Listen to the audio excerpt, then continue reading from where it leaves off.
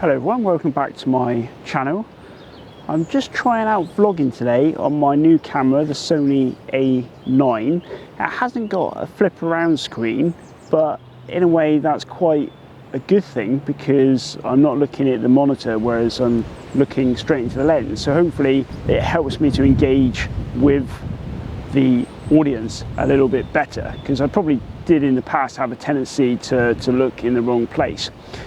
But anyway, today I've come to a place called West Lydford, and hopefully you can see behind me it's got a really nice Grade 2 listed bridge across the River Blue, and then St Peter's Church in the background as well. And I've just taken a couple shots now because the light did come through a little bit with my infrared converted camera, the Panasonic GX1. So I'll put that up now, and yeah, I think it is amazing how much difference light has to an infrared image, because rather than struggling trying to shoot the scene with a relatively wide aperture, because I do find with my infrared camera I do have to up the ISO sometimes to get a steady shot, but then when you do get an abundance of sun come out, you can really lower that ISO down as low as it can go, so 160 on my Panasonic GX1, and then that allowed me to have quite a reasonable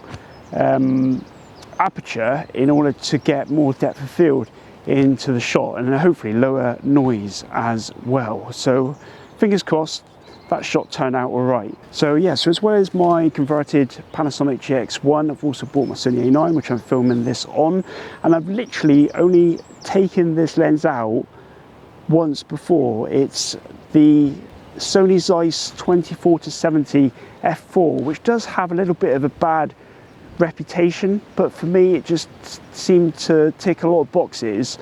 And I also tried the Tamron 20-40 f2.8, and whilst I like the size and the weight of that lens, it was a little bit lighter than the Zeiss, I wasn't too happy with the performance. I just didn't really find my images were to be that sharp, even when the aperture was like f8 for some images that I took on a recent trip to Dartmoor. So I've returned that lens, and then the lens I've got now literally probably costs about half the price of that Tamron f2.8. And if I want a faster aperture lens, then I'll just use the EF 50mm macro f2.5 or the FE Sony 85mm f1.8. So yeah, so that's why I went for an f4 lens. So how well is this getting on?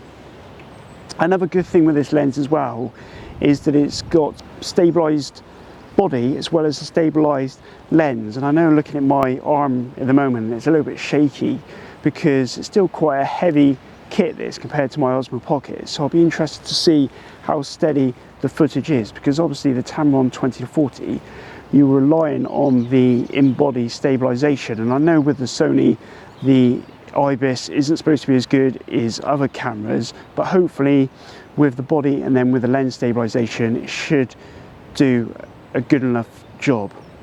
So like I said, I've got the Sony A9 and the Panasonic GX1. I've also got at the moment two Pentax film cameras in my possession, both from unfortunately people that have died. One for my late uncle, which is being gifted to me, but it needs a little bit of work, that one, before I can get it up and running.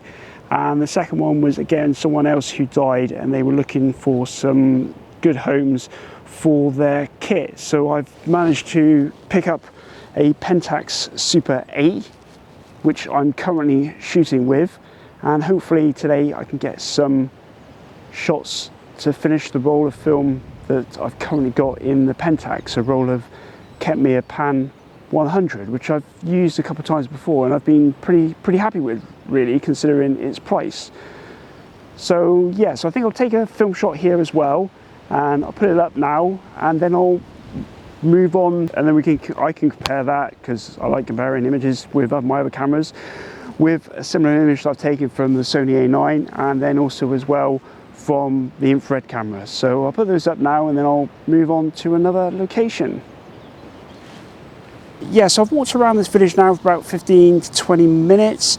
I've come across a lot of signs which basically say you shall go no further, and don't think about stopping, having a picnic.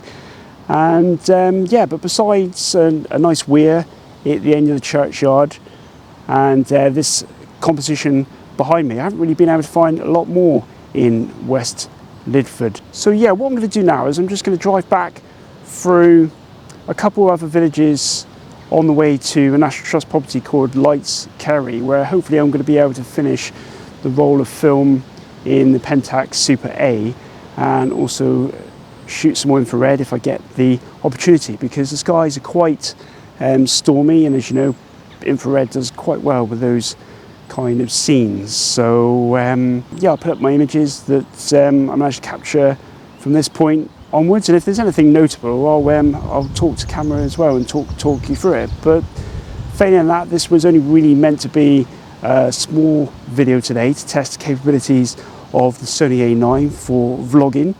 It's a little bit heavy.